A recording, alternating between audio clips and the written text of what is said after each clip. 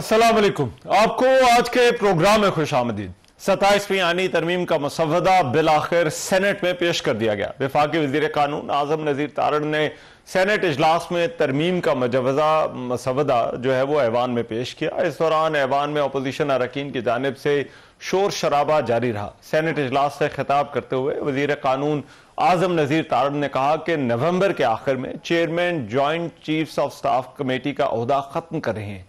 तरमीम में marshal of air force और मार्शल ऑफ नेवल फोर्स के टाइटल मुतारिफ करवाने की तजवीज है और यह टाइटल देने का इख्तियार वजीर आजम का नहीं होगा बल्कि पार्लियामान का होगा।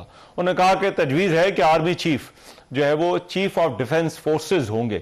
वजीर कानून ने यह भी कहा कि फील्ड मार्शल एक टाइटल है जबकि आर्मी चीफ एक आईनी ओहदा है जिसकी मुद्दत 5 साल है।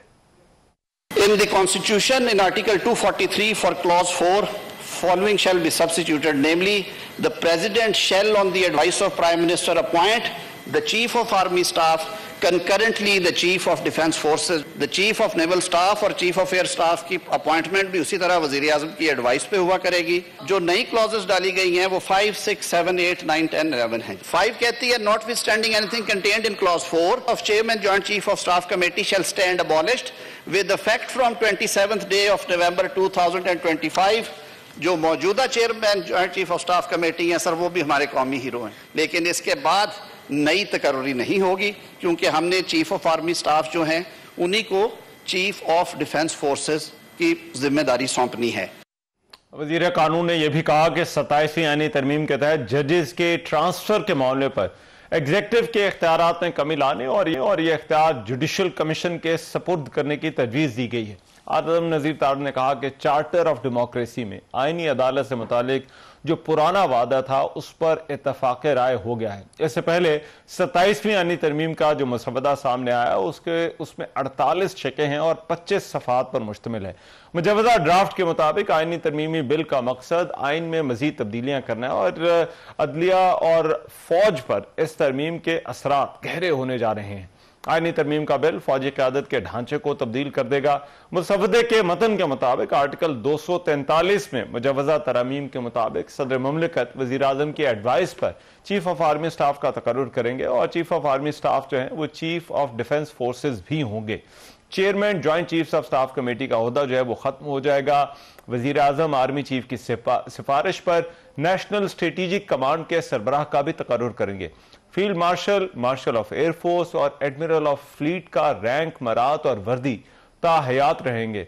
मुजवजा आईनी तब्दीलियों से पाकिस्तान की अदलिया के ढांचे में भी तब्दीलियां होने जा रही हैं।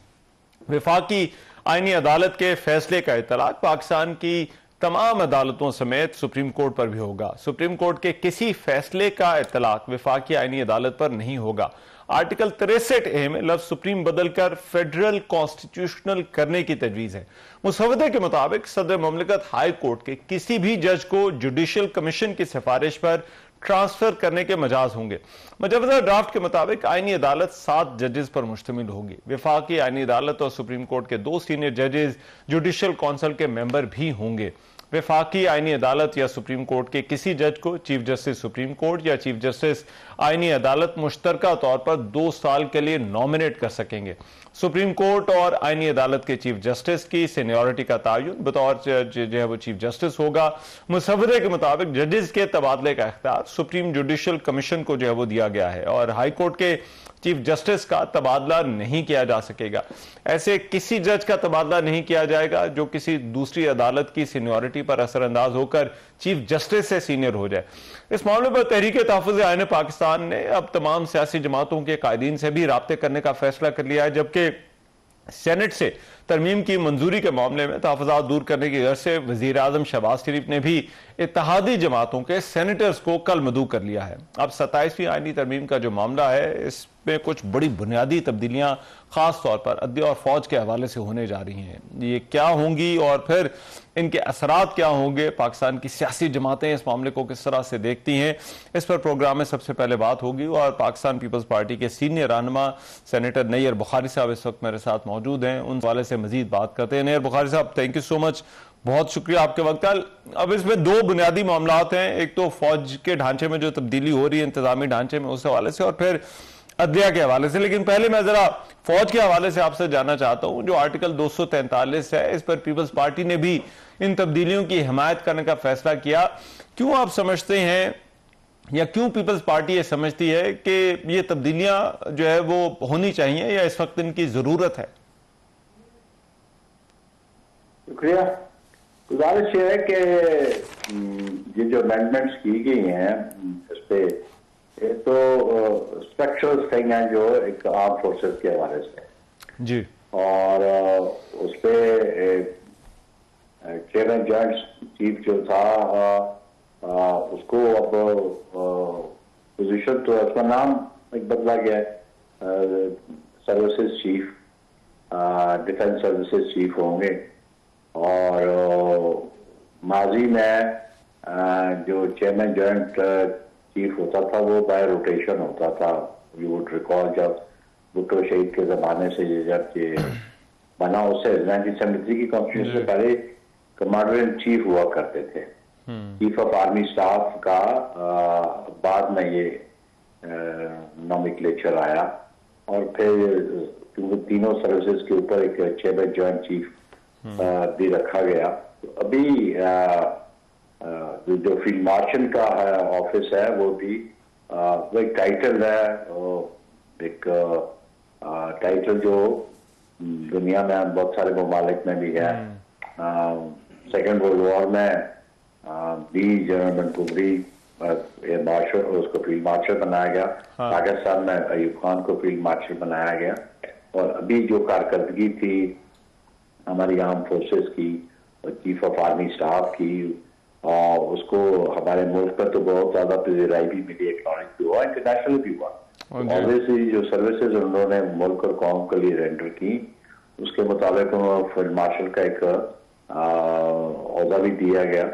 अब उसको थोड़ी सी, क्योंकि आर्मी एक्ट में फील्ड मार्शल के बारे से कोई प्रोविजन नहीं है, और इसलिए अब उसको कॉन्स्टिट्यूशनल कवर भी दिया गया।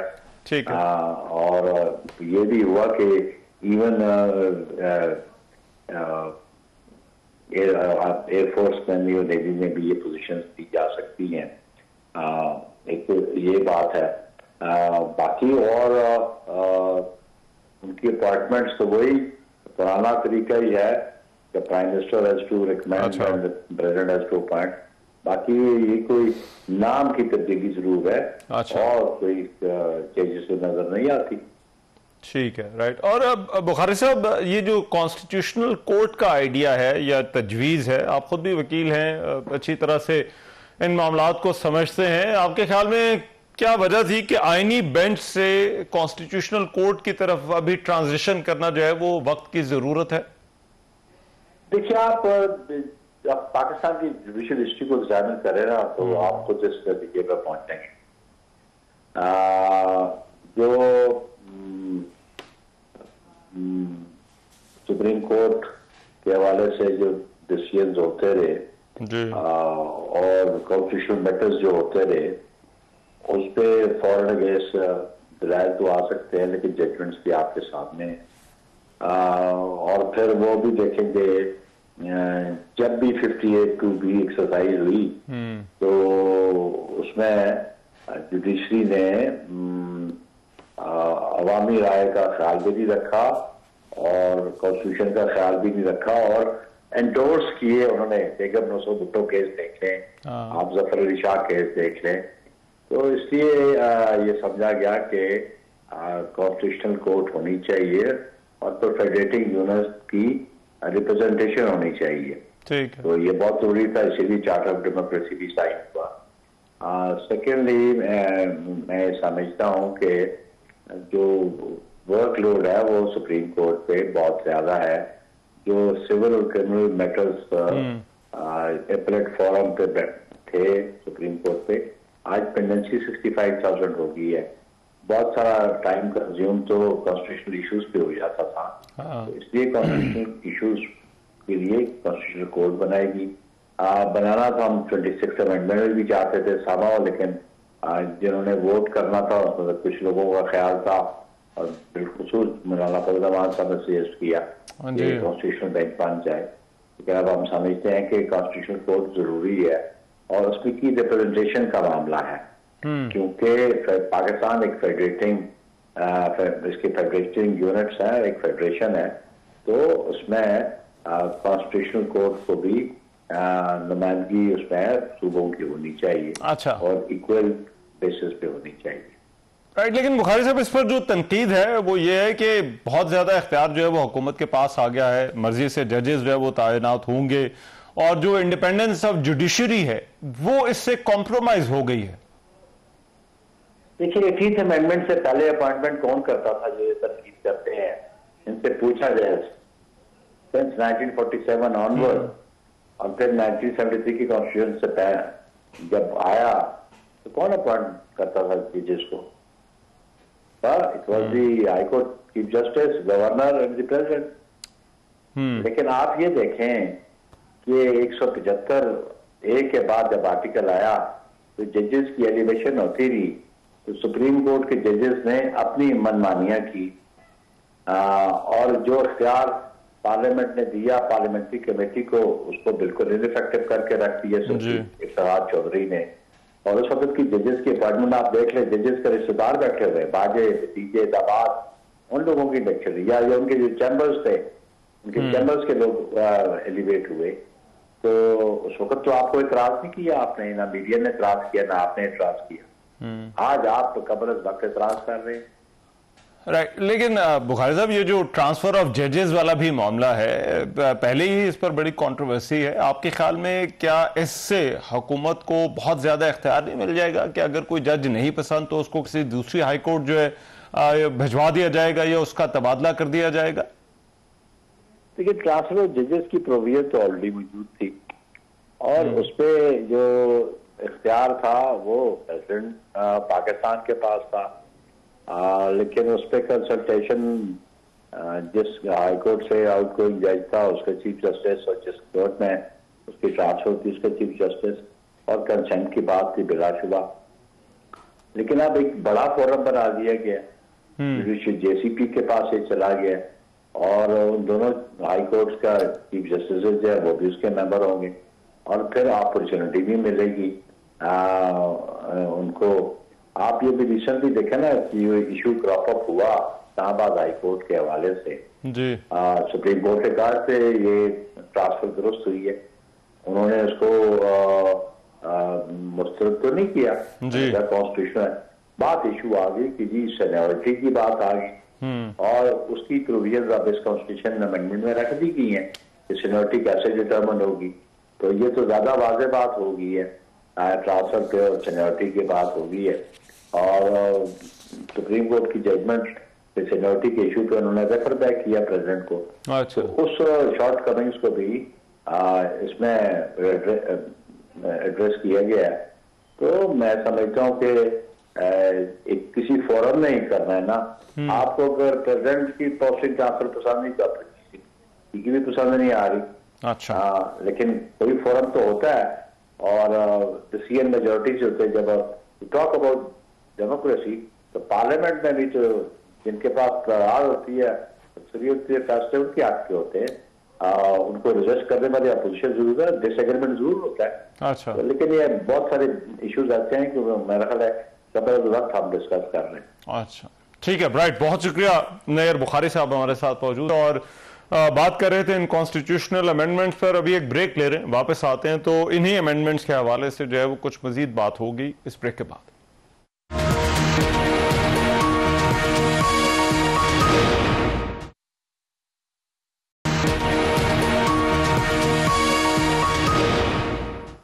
Welcome back after the break. 27वीं आईनी तरमीम का मामला और आज सेनेट में जो है वो हुकूमत ने मुसवदा भी पेश कर दिया है और उस दौरान शोर शराबा भी हुआ। लेकिन अब जो चीज़ें इस तरमीम में, इस मुजवज़ा तरमीम के अंदर जो है वो शामिल हैं वो सामने आ गई हैं। जमीयत उलमा इस्लाम इस सारे मामले को जो है वो किस तरह से देखती है और ये जो हुकूमत की तरमीम है इस पर उनका क्या रद्द-ए-अमल है, इस पर प्रोग्राम में जो है वो इस हिस्से में बात होगी। सेनेटर कामरान मुर्तज़ा साहब जमीयत उलमा इस्लाम फजल रहमान से, वो इस वक्त मेरे साथ मौजूद है, उनसे इस हवाले से बात करते हैं। सेनेटर साहब बहुत शुक्रिया आपके वक्त का दो चीजें हैं, एक तो मिलिट्री से मुतालिक 243 जो आर्टिकल है और फिर जो जुडिशरी से रिलेटेड इश्यूज है। पहले जरा मैं 243 पर आपकी जो है वो राय जानना चाहता हूं। ये जो ओहदे मुतारफ कराए गए हैं हुकूमत की तरफ से और इनको कॉन्स्टिट्यूशनल प्रोटेक्शन जो है वो हुकूमत देने जा रही है, क्या आपको लगता है इसकी जरूरत है? देखिए, जरूरत के हवाले से ये फरमाया जा रहा है कि अगर कोई खुदा न खास्ता किसी मुल्क के साथ कोई लड़ाई झगड़ा हो जाए तो उसके नतीजे में जो है ना वो एक कमांड की जरूरत होती है। आप रिसेंट पास में चले जाइए, पाक फौज ने बड़ा खूबसूरती के साथ जो कमांड मौजूद है उसमें दुश्मन के चक्के छुड़वा दिए। तो जो तजर्बा जो कामयाब हुआ आपको उस पर चलना चाहिए, या जो तजर्बा कामयाब हो सकता है या नहीं हो सकता उस पर चलना चाहिए? ये जो है सवाल है जिसके ऊपर गौर करने की जरूरत है। मगर मुझे नहीं समझ आता कि क्यों इतनी जल्दी में इसमें जो है सब कुछ जो है मामले को किया जा रहा है। मुमकिन है कि हम दुरुस्त ना सोच रहे हों, मगर इस बात पे डिबेट होनी चाहिए, लोगों के सामने ये चीज आनी चाहिए कि जो इससे पहले अभी जो भारत के साथ जिसपे हम जो है ना वो क्रेडिट लेते हैं और यकीनन दुरुस्त क्रेडिट लेते हैं, उसके नतीजे में तो उसमें तो ये सारी कमांड जो है ना मौजूद नहीं थी, मगर इसके बावजूद बहुत खूबसूरती के साथ जो है ना वो आपकी अफवाज ने, तमाम अफवाज ने जिसमें फजाइलिया भी शामिल है, उन्होंने बहुत अच्छे तरीके से जो है दुश्मन का मुकाबला किया।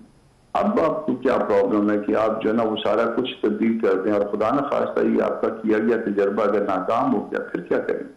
अच्छा, राइट। और अब ये जो कॉन्स्टिट्यूशनल कोर्ट वाला जो इशू है, मैं इस पर आपकी जो है वो राय जानना चाहता हूँ, क्योंकि 26वीं आईनी तरमीम जब आ रही थी उस वक्त भी इस पर बहुत बात हुई थी और दरमियानी रास्ता जो है वो जमीयत उलमा इस्लाम ने ही सजेस्ट किया था कि आईनी बेंचेस पर आ जाएं। अब आपको लगता है कि ये जो ट्रांजिशन है फ्रॉम आईनी bench to a constitutional court, आपको लगता है कि ये दुरुस्त होगी? इसके दो पहलू हैं। एक पहलू को जो है आज भी सेनेट में जो है ना मैंने अपनी स्पीच में एड्रेस करने की कोशिश की थी। एक पहलू तो ये है कि ये सारा कुछ आप जो है 26वीं तरमीम में लाए और उस 26वीं तरमीम में गो के पीटीआई शरीक थी हमारे साथ, तो हर चीज में जो ना हमने उनको एतमाद में लिया था, मगर वो इनकार करते हैं, उनको 1 मिनट के लिए भूल जाइए। बाकी पाकिस्तान मुस्लिम लीग नून और पाकिस्तान पीपल्स पार्टी उसमें हमारे साथ शरीक थी, हमारे दरमियान एक कमिटमेंट थी, हम एक नतीजे पे पहुंचे थे और उस नतीजे के पहुंचने के बाद जो है ना वो एक हमने आपके साथ एक एग्रीमेंट में शामिल हुए जिसके तहत वो 26 अमेंडमेंट आई।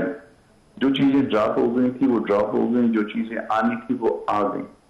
अब जब आपने किसी जायज या अच्छे या बुरे तरीके से आपने कोई 4 सीटें मजीद हासिल कर ली, तो पहले जो उस सियासी कमिटमेंट जो कि जेयूआई के साथ इन 2 बड़ी पार्टियों की मौजूद थी उसको आप वायलेट कर रहे हैं। अच्छा। आपने उसको जो है सबसे पहले उसको अंडू करने की कोशिश की, तो फिर इसके बाद वो सियासी शराफत या सियासी कमिटमेंट उसका क्या जो है ना वो एतमाद रह जाएगा, क्या एतबार रह जाएगा कि जिस दिन जो है ना कल जो है ना फर्ज करिए कि इससे भी जो है ना वो ज्यादा किसी ने जो है ना वो आपको मेजॉरिटी दिलवा दी, तो फिर और जो पहले किसी नतीजे पे पहुंचा गया है उसको भी आप अंडू कर देंगे। तो ये चीजें जो है फिर उसके बाद जब हमने जो ये फेडरल कॉन्स्टिट्यूशनल कोर्ट की जगह पे हमने एक बेंच बनाया और ताकि देखें कि भाई इसका नतीजा क्या निकलता है, तो उसके नतीजे जो है ना क्या इतने हौसला अफजा हैं कि जिसके बाद जो है ना जो ये जरूरत पेश आ गई कि आप इसको जो है किसी और चीज में कन्वर्ट कर दें, स्विच कर दें उसी चीज में जिसको आपने पहले अटेम्प्ट की थी, और पहली अटेम्प्ट जो है ना बिकॉज ऑफ नंबर्स जो है ना वो आपसे रह गई थी। अब बिकॉज ऑफ नंबर्स जो है ना आप चूंकि आपको मिल गए इंसिडेंटली, आप उसको जो है ना वापस अंडू करना चाह रहे हैं और वही चीज लाना चाह रहे हैं जो हमारे हमारी कमिटमेंट से मुहावरा है। राइट। लेकिन कामरान साहब, हो सकता है कि जो पहले जो उन्होंने ट्रांजिशन की हो उसके रिजल्ट्स उतने हौसला अफजा ना हो कि उनके आईनी बेंच की जगह जो है वो कॉन्स्टिट्यूशनल कोर्ट बनाने की जो है वो तजवीज दी है। अल्लाह करेगा कि अभी हमारी बात दुरुस्त साबित होगी, ये आपके आगे के नतायज शायद इससे भी जो है ना गैर हौसला अफजा होंगे। अच्छा, तो फिर उसके बाद क्या करेंगे? उसके बाद आप जो है मुसीबत बना देंगे। आपने दस्तूर का वो हुलिया कर दिया। हमने तो बहुत बचाने की कोशिश की थी, हमने दरमियान की राह निकाली थी, हम उस शिद्दत पसंदी में नहीं गए थे 26 अमेंडमेंट के वक्त, और हमने जो है ना वो इस तरह से उसका रास्ता बनाया था कि कोई चीज जो है ना वो आगे जाके दुरुस्त अंदाज में चलाई जा सके या किसी वक्त भी उसको बेहतर मजीद बनाया जा सके। ठीक, आप उसको वापस उसी स्टेज पे ले जाना चाह रहे हैं जो आपकी पिछले साल अगस्त से पहले की पोजीशन। अच्छा, तो कर लीजिए, आप जोरावर हैं, आपके पास इस वक्त नंबर है। राइट, लेकिन सर क्योंकि आप खुद लॉयर हैं तो इस पर जरा बात कर सकते हैं कि आर्गुमेंट ये है कि सिविल और क्रिमिनल केसेस का बोझ इतना ज्यादा है सुप्रीम कोर्ट पर, और सुप्रीम कोर्ट जो है वो उलझी रहती है, कॉन्स्टिट्यूशनल केसेस को जो है वो जजेस देखते रहते हैं, तो इन दोनों को जो है वो अलग अलग होना चाहिए। यही 26वीं आईनी तरमीम में भी बात हुई थी और यही आइडिया जो है वो इस तरमीम में भी उसको प्रपोज किया गया है। नहीं तो क्या वो कोई जजेस आसमान से आएंगे? आपका जो है सियासी मामलों में जो आपका ट्रैक रिकॉर्ड है 78-79 सालों का, क्या वो कोई इतना जो है ना वो हौसला अफजा है कि जिसमें जो है ना आप उसका कोई क्रेडिट ले सकते हैं? आप पहले भी जिस नंबर पे पता नहीं 140 नंबर पे खड़े थे, तो आज भी उसी 140 में खड़े हैं। इमरान खान साहब के दौर में भी ये 140 नंबर वहां था, 40वां नंबर था। आज भी जो है पीडीएम के दौर में भी यही नंबर रहा, आज भी यही नंबर रहा। तो किस दिन आप जो है इससे इम्प्रूव करेंगे? मेरी इसमें जो है ना वो अर्ज ये है कि मैन बिहाइंड द गन होता है। अच्छा, आप जब मैन बिहाइंड द गन जो है ना वो अगर जोरावर हो तो मामला जो है ना वो ठीक चलते हैं। अच्छा। और अगर उस शख्स का जो है ना जो जिसके हाथ में गन है उसका हाथ जो है ना वो कांपने लग जाए गन को हाथ लेते हुए, तो फिर जो है ना उस गन की भी अल्लाह खैर करे और उस बंदे की भी जिसके हाथ में वो गन आए। अच्छा, और ये जो ट्रांसफर ऑफ जजेस वाला मामला है, इसमें अब फोरम जो होगा वो सुप्रीम जुडिशल काउंसिल होगा, पीपल्स पार्टी की उसमें जो है वो तजवीज़ थी। आपको लगता है इससे कोई सिस्टम बेहतर होगा या इससे मजीद कोई खराबी होगी? देखिए ये तजवीज हमने रद्द कर दी थी और पीपल्स पार्टी उसकी पीपल्स पार्टी ने उस बात की हमायत की थी। हमने कहा था कि न करिए। ये मामला तो जो निकला हुआ है इस्लामाबाद हाई कोर्ट के वो 5-6 जजों के उससे निकला हुआ है ना, तो उस वक्त जब रुक गई थी और हमारे पीपल्स पार्टी और नून के दरमियान एक इसके ऊपर एग्रीमेंट आ गया था, तो फिर उसके बाद जो है ना आप कहते हैं कि जो हम वो कर सकेंगे, हम नहीं कर सकेंगे, चले वो कोई कमीशन कर सकेगा, और अगर वो इनकार करेंगे तो वो फिर रिटायरमेंट तस्वुर होगी। तो बात तो फिर आप उधर ही ले आए, घुमा कर आके कान को आप सीधे हाथ से नहीं पकड़ रहे हैं, घुमा के पकड़ रहे हैं। तो ये वही बात है जो जिस बात के ऊपर हम एक 26वीं तरमीम में नतीजे पे पहुंच चुके हैं, और उस नतीजे को आपने फिर अनडू कर रहे हैं। ठीक है, और लास्टली कामरान मुर्तजा साहब, ये जो ड्राफ्ट है प्रपोज हुआ है, पिछली दफा भी जमीयत उलमा इस्लाम की बात हुई, कुछ बातें आपकी मानी गई, कुछ उनकी मान ली गई। इस मौजूदा ड्राफ्ट में आप कितनी गुंजाइश देख रहे हैं हुकूमत के साथ जो है वो बातचीत की? सर ऐसा है कि मैं उस रवैये में गुंजाइश नहीं देखता हूँ जिस रवैये के जो है ना ये दोस्त हामिल हैं। वजह उसकी ये है कि आप जब किसी पार्टी के साथ, किसी सियासी पार्टी के साथ एक मुज़ाकरात के नतीजे में जो है एक किसी डॉक्यूमेंट पे पहुंच जाते हैं और फिर जो है ना एक फाइन मार्निंग या रात को आपकी जो है ना तादाद जो है ना वो तब्दील हो जाती है, तो उसके बाद जो है ना वो जो एग्रीमेंट है आप उसको पांव के नीचे लेके फिर आगे चल पड़ते हैं। तो फिर इसका मतलब ये है कि आप जो है ये जिस दिन आप दोनों में से किसी के पास ये नंबर्स भी चेंज हो गए, कोई एक पार्टी भी उसमें पोजीशन में आ गई, तो इसको भी अपनी मर्जी से दोबारा मजीद बिगाड़ लेंगे या किसी और तरफ ले जाएंगे। तो ये रवैया जो है ये सियासी नहीं है बल्कि गैर सियासी है। ठीक है, राइट, बहुत शुक्रिया। सेनेटर कामरान मुर्तजा हमारे मौजूद थे और बात कर रहे थे। प्रोग्राम में एक ब्रेक, वापस आते हैं इस ब्रेक के बाद।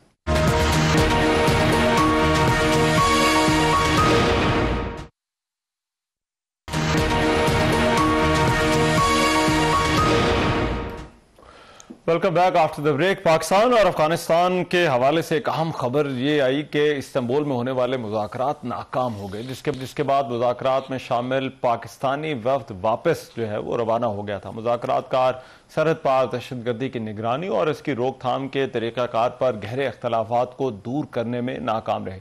वज़ीर दिफा ख्वाजा आसिफ ने इस हवाले से कहा कि पाक अफगान मुज़ाकरात खत्म हो चुके हैं, मुज़ाकरात के अगले दौर का अब कोई प्रोग्राम नहीं है। उन्होंने कहा कि हमारा वापस आना इस बात की दलील है कि सालिसों को भी अब अफगानिस्तान से उम्मीद नहीं। ख्वाजा आसिफ ने कहा कि अब सालिसों ने भी हाथ उठा लिए हैं, उनको जरा भी उम्मीद होती तो वो कहते कि आप ठहर जाएं। अगर सालिस हमें कहते कि उन्हें उम्मीद है और हम ठहर जाएं तो फिर ठहर जाते। मुज़ाकरात की नाकामी से मुतालिक बात करते हुए वज़ीर दिफा ने यह भी कहा कि अफगान वक्त कह रहा था कि उनकी बात का जुबानी एतबार किया जाए, जिसकी कोई गुंजाइश नहीं है। बैनुल-अक़वामी मुज़ाकरात के दौरान की गई हतमी बात तहरीरी तौर पर की जाती है। मुज़ाकरात में अफगान वक्त हमारे मौक़िफ़ से मुत्तफ़िक़ था, लेकिन लिखने पर राजी नहीं था। वज़ीर दिफा ने यह भी कहा कि जंग बंदी फिलहाल कायम है, लेकिन खबरदार भी किया कि जिस लम्हे अफगानिस्तान की तरफ से जंग बंदी की खिलाफवर्जी की गई, हम भरपूर जवाब देंगे। पाकिस्तान और अफगान तालिबान के दरमियान अब गुज़िश्ता कुछ दिनों से इस्तांबुल में मुज़ाकरात का जो है वो तीसरा दौर हो रहा था, लेकिन मुज़ाकरात में डेडलॉक आया था सामने, और ये मुज़ाकराती अमल जो है वो अक्टूबर के शुरू में होने वाली सरहदी झड़पों के बाद जो है वो शुरू हुआ था, जिनमें दोनों जानिब से जो है वो नुकसान हुआ था। अब गुज़िश्ता रोज़ वज़ीर इत्तलात और नशरियात अताउल्लाह तार ने भी वाज़ेह किया था कि पाकिस्तान अपने असूली मौक़िफ़ पर कायम है कि अफगानिस्तान की सरजमीन से होने वाली दहशत गर्दी पर काबू पाने की जिम्मेदारी अफगानिस्तान पर आयद होती है। अब ये जो मुज़ाकराती अमल है ये तो कॉल ऑफ हो चुका, अब इसके बाद पाकिस्तान के पास क्या ऑप्शन है, पाकिस्तान और अफगानिस्तान के ताल्लुकात का क्या बनेगा, इस पर बात करने के लिए दिफाई तज्ज़ेकार ब्रिगेडियर हारिस नवाज साहब इस वक्त जो है वो मेरे साथ मौजूद हैं। उनसे इस हवाले से मजीद बात करते हैं। हारिस नवाज साहब, बहुत शुक्रिया आपके वक्त। हारिस नवाज साहब, एक तो ये जो डेडलॉक है या इसको नाकामी कह लीजिए इन मुज़ाकरात की, आपको इसकी वजह क्या नजर आती है? देखिए, इसमें सिंगल वजूहत हैं। दैट इज जो है बिल्कुल एक indifferent attitude of Afghan Taliban regime and also जो उनके वहां पर निगोशिएटर्स थे। पाकिस्तान में 2 दफा पहले मुज़ाकरात हुए, इन्हीं की रिक्वेस्ट पर हुए, नाकाम होने लगे। इवन देन रिक्वेस्ट की, हमने कहा ठीक है, अभी दिस टाइम ऑल्सो अभी के पीस अनदर चांस। हम चाहते हैं कि अमन होता, दोनों बॉर्डर हमसाया मुल्क है, मुसलमान मुल्क है, कल्चरल एक है, रवायात एक है, दोनों तरफ पश्तून हैं। हम उस लिहाज से भी बिल्कुल फिर अफगान अवाम से हमारी हमदर्दियाँ भी हैं, वी नॉट अगेंस्ट देम। हम कोई नहीं चाहते कि उनको मिजरीज हो, इसलिए हमने पूरी कोशिश कर ली कि कहीं ना कहीं अफगान तालिबान रजीम को अक्ल आ जाए, थोड़ी सी सेंस प्रिवेल करे। और ये एक जायज मुतालबा जो हमारा एक ही मुतालबा था वो ये था कि आप अपनी सरजमीन किसी टेररिस्ट ऑर्गेनाइजेशन को पाकिस्तान के खिलाफ इस्तेमाल नहीं करने देंगे, और ये इस पर भी नहीं है, दे आर नॉन कमिटेड। और फिर हमने सेकंड किया कि आप कोई फिजिकल मैनिफेस्टेशन दिखाएं, उनके खिलाफ कोई एक्शन करें, तो उनके ट्रेनिंग कैंप डिसमेंटल कर दें, एडम कैंप डिसमेंटल कर दें, उनके कमांडर के खिलाफ जो क्रिमिनल एक्टिविटी इन्वॉल्व होगी कोई आप उनके खिलाफ कोई लीगल प्रोसीडिंग करें, वो भी नहीं करने को तैयार है। और बजाय कि हमने आपके सामने क्या कुछ इनके लिए करते हैं, आज जगह पर हम इनके साथ खड़े हैं। 3 मिलियन उनके अफगान रेफ्यूजीज रखे, लॉजिस्टिक सपोर्ट हम देते हैं, वन ट्रांसलेट करते हैं, इनकी सफारतकारी की जो अमेरिकन जा रहे थे, रशियन को डाइवर्ट करने में हमने इनकी मदद की, कौन कौन से मौके। बट आई थिंक ये Afghan Taliban they are thankless भी, इनको सिर्फ पैसा, अपना इक़्तिदार, ना अफगान अवाम की फिक्र, ना कॉमिटी ऑफ नेशन की फिक्र। आप मुझे बताइए कि इतने 4 साल में इन्होंने किसी इंटरनेशनल मुल्क से या रीजनल मुल्क से कोई सफारती ताल्लुकात कायम किए? क्या इन्होंने इवन इंडिया से किए, जो इनका बहुत बड़ा इनका साथी है और उनको इंस्टिगेट कर रहे हैं पाकिस्तान के खिलाफ, ये प्रॉक्सीज को यूज कर रहे हैं, क्या उसने किया? नहीं किया। उनको फिक्र ही नहीं है, they are only worried about पैसा, लूटो कमाओ, जो इनकी आदत शुरू से आदत है। हमने फिर भी ये पूरी कोशिश कर ली, मेडिएटर ने पूरी कोशिश कर ली, मेडिएटर ने हर बात पे हमारा कहा कि पाकिस्तान बिल्कुल ठीक है। और वैसे भी जब निगोशिएट करते हैं उससे पहले जो टाइम होता है 1 हफ्ता 10 दिन का, उसमें आप फ्रेंडली कंडूसिव एनवायरनमेंट क्रिएट करते हैं, कॉन्फिडेंस बिल्डिंग मुहैया करते हैं, ताकि अच्छे माहौल में आप डिस्कस करते हैं तो कहीं ना गिव एंड टेक होती है। इनको वो भी समझ नहीं आती बात। आप बताइए कि किस तरीके से समझाया जाता है। तो this is the reason why they have gone in deadlock. और अभी अब उनको समझ आने जाए, स्टिल फील कि ये चीज पर मेंटेन करें, नहीं भी साइन करके गए तो इंश्योर करें कि वहां से टेररिज्म नहीं होता। जब तक वहां से कोई क्रॉस बॉर्डर टेररिज्म नहीं होता, पाकिस्तान कुछ कहते हैं, we will not take any action. But हमें अफगान अवाम की बहुत ठीक चार दहाइयों से वो अपनी दृष्टि से बदल रहे हैं, इनको अपनी आवाम की कोई फिक्र। राइट, लेकिन इसमें हारिस नवाज साहब अब फ्यूचर आप क्या देख रहे हैं और पाकिस्तान के पास अब क्या ऑप्शंस क्या हैं? देखिए, future is very clear. Pakistan ने बड़ा क्लियर स्टांस रखा हुआ है, न्यू नॉर्मल, हार्ड स्टेट। अगर दोबारा यहाँ से इस्ताल अंगेजी होती है, क्रॉस बॉर्डर टेररिज्म होता है, ये उसको नहीं रोकते, बल्कि उसमें अफगान टेररिस्ट भी आते हैं साथ और आके करते हैं, then we have no other option, and we with heavy heart will have to go for surgical strikes, we'll have to go for drone attacks, हम इनके ट्रेनिंग कैंप भी तबाह करेंगे, इनके एडम कैंप भी तबाह करेंगे, इनके कमांडर जो है फौजियों के वो भी हम इनको मारेंगे ताकि इन कमांड स्ट्रक्चर को हम हिला के रख दें। उसके साथ ही साथ हम इनकी और ज्यादा करना चाहते हैं, जिसमें अवाम को प्रॉब्लम होगी, वो अपने आटा, चीनी, इनका फर्टिलाइजर, ये हम इनको रोक दें, अफगान ट्रांजिट रोक दें, उसमें दोनों साइड के जो ट्रेडर्स हैं उनको प्रॉब्लम होगी, तो इनको परवाह किसी की नहीं। मैं तो हैरान हुआ, मुझे बताइए ये किस किस्म के लोग हैं, इनको कोई अफगान अवाम से हमदर्दी। मेरे ख्याल में अफगान अवाम को सोचना चाहिए कि क्या आपको डेमोक्रेटिक वे से अपनी नई हुकूमत लानी चाहिए जो आपकी मर्जी की हो, पॉलिटिकल इंक्लूसिव हो, एथनिक बैलेंस हो, ताकि वो एक अवाम के लिए काम करे, जिससे दुनिया से रवाबत भी कायम करे, अपने निज़ाम हुकूमत भी अच्छे तरीके से चलाए। खाली अब ये जो पैसा मिल रहा है वो खर्च कर रहे, ये तो नहीं है, और वो अपनी जगहों में जा रहे हैं। क्या इन्होंने जो इंसानी हकूक के लिए काम किया है, इन्होंने खवातीन के हकूक के लिए उनको कितनी सख्तियों में डाला हुआ है। कहीं बेचारी वो जॉब नहीं कर सकती, टीवी पे नहीं जा सकती, पढ़ाई नहीं कर सकती हैं, कौन से पेमेंट है। तो ये सारी चीजें वो देखते हैं। अवाम की मर्जी है, सोचना चाहिए उनको कि उनको क्या सूट कर, और वो उनको अपनी मर्जी करे। इसमें पाकिस्तान की मर्जी नहीं, इसमें अवाम की मर्जी जो वो अपने हिसाब से करे। राइट, लेकिन इसमें हारिस नवाज साहब मुस्तकबिल में आप कोई मुज़ाकरात या कोई एंगेजमेंट जो है वो होती देख रहे हैं इस डेडलॉक के बाद? देखिए, इसमें अभी China, then Iran and Pakistan, they have to work out a strategy, and they must call ये अफगान लोगों को, चाहे उनके फॉरेन मिनिस्टर बुलाएं, इंटीरियर मिनिस्टर बुलाएं, एंड अगेन ये इन्फ्लुएंस है, ईरान का बहुत इन्फ्लुएंस है अफगानिस्तान के नॉर्दर्न साइड के ऊपर। चाइना माइन मिलन निकाल रहा है, वो पैसे भी दे रहा है, उसका अपना इंटरेस्ट भी है कि अफगानिस्तान पीसफुल होगा तो सीपैक बनेगा, सीपैक बनेगा तो जो है फिर उनको बहुत 8-9 दिन में वो कास्ट करके अपना सामान गवादर पोर्ट पर ले रहे, जो उधर से अगर समुद्र के रास्ते 90 दिन लगते हैं, आप सोच लें कितना बड़ा कॉस्ट इफेक्टिव है। इनको चारों ममालिक को बैठ के एक बार फिर कोशिश करनी चाहिए। अफगानिस्तान को चाहिए तालिबान रजीम को कि अभी अनडिक्लेयर्ड इसको रखें, सीज फायर को जिस तरह चल रही है पूरी कोशिश करें। अच्छा, उसके बाद ये चारों ममालिक बैठ के दोबारा कोशिश करें, अफगानिस्तान को समझाएं कि उनके लिए क्या मुश्किलात हो सकती है, क्या तकलीफ हो सकती है, अफगान अवाम को क्या तकलीफ हो सकती है, कारोबारी ट्रेडर्स को क्या तकलीफ हो सकती है, जिनके बेचारों में फ्रूट वहां से आता है, ड्राई फ्रूट आता है, वो बंद हो जाएगा तो उनको क्या तकलीफ हो सकती है, अफगान ट्रेड नहीं बंद हो जाएगा तो उससे क्या प्रॉब्लम हो सकती है, गन्ना, चीनी, फर्टिलाइजर ना मिले तो उनको वो क्या नुकसान हो सकता है। ये सारी चीजें उनको समझने की बात है, जब समझाने की कोशिश की है मीडिएटर ने, ये वो एक समझाएं। और फिर ईरान ये भी कह दीजिए कि फिर मैं भी इंडिया से आपकी तरफ कोई चीज नहीं आने दूंगा, पाकिस्तान भी चीज करता है, दे शुड अंडरस्टैंड, ये करना चाहिए। ठीक है, राइट, बहुत शुक्रिया हारिस नवाज साहब आपके वक्त का। इस बार इजाजत दीजिए, अल्लाह ने के बाद।